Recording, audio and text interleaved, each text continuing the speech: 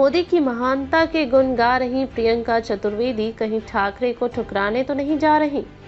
प्रियंका चतुर्वेदी के बयान से सोशल मीडिया में तहलका मचा हुआ है। सोशल साइट पर उद्धव ठाकरे और आदित्य ठाकरे को टैग करके लोग सवाल पूछ रहे हैं, आखिर उनके मुंह से प्रधानमंत्री नरेंद्र मोदी के लिए तारीफ के लफ्ज निकले कैसे? पहले तो वो ऐसी न थी।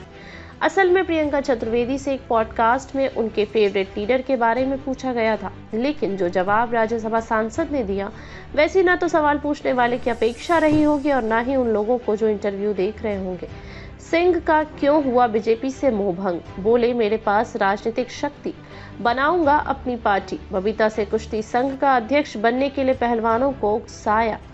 प्रियंका चतुर्वेदी ने बगैर किसी लाग लपेट के सीधे सीधे प्रधानमंत्री नरेंद्र मोदी को देश का सबसे महान नेता तो बताया ही, कुछ देर तक उनकी तारीफ में कसीदे भी पढ़ती रहीं। प्रियंका चतुर्वेदी के बयान पर हर किसी को आश्चर्य हो रहा है, क्योंकि ये बात प्रियंका चतुर्वेदी ने एन महाराष्ट्र विधानसभा चुनाव के बीच कही है। संबंधित खबरें चुनावी राज्य में ये सब किसी नए राजनीतिक समीकरण बनने के संकेत तो नहीं है।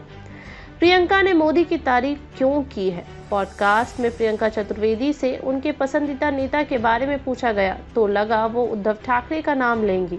ऐसे ख्याल भी होंगे कि वो शिवसेना संस्थापक बाल ठाकरे को अब तक का महानतम लीडर बताएं। अगर उद्धव ठाकरे नहीं तो आदित्य ठाकरे का नाम लेती, भविष्य को ध्यान में रखते हुए। लेकिन जवाब सुनकर तो ऐसा लगा जैसे वे 7 समुंदर पार पहुंच गई हैं। प्रियंका चतुर्वेदी ने दरअसल प्रधानमंत्री नरेंद्र मोदी को महान राजनेता बताया है। कहती हैं, प्रधानमंत्री नरेंद्र मोदी को लोगों से कनेक्ट होने में महारत हासिल है, खासकर युवाओं और महिलाओं से। केंद्र में तीसरी बार बीजेपी की सरकार बनने में वो प्रधानमंत्री मोदी का अहम रोल मानती हैं। बीजेपी को मिली कम सीटों की बात वो करती तो है, लेकिन उसे लोकसभा चुनाव के बाद सबसे बड़ी पार्टी बनाने का क्रेडिट भी मोदी को ही देती हैं।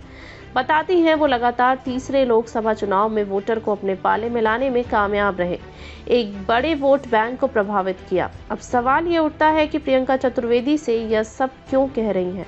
क्या ऐसा बोलकर वो अपने बारे में कोई संकेत देना चाहती हैं, या वो महाराष्ट्र की राजनीति में किसी नए बदलाव की तरफ इशारा कर रही हैं?